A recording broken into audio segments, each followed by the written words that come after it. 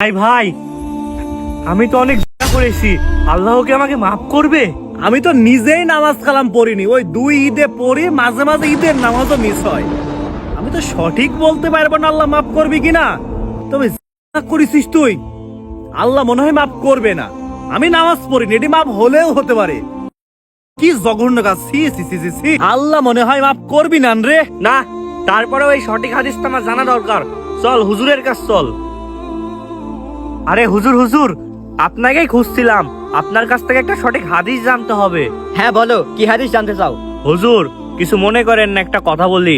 হুজুর, আমি প্রতিনিয়ত করে যাচ্ছি, আমার গুনাহ কি মাফ হবে? আর গুনাহ আবার মাফ হয় নাকি হুজুর? আমি নামাজ কালাম পড়িনি, এটি মাফ হলেও হতে পারে। ইনার গুনাহ মনে হয় মাফ হয় না, তাই না হুজুর? থামো। মাফ হলেও হতে পারে, কিন্তু তুমি যে নামাজ পড়ো না, তোমার গুনাহ কিভাবে মাফ হবি? কারণ নামাজ না পড়া যে বেশি পাপ।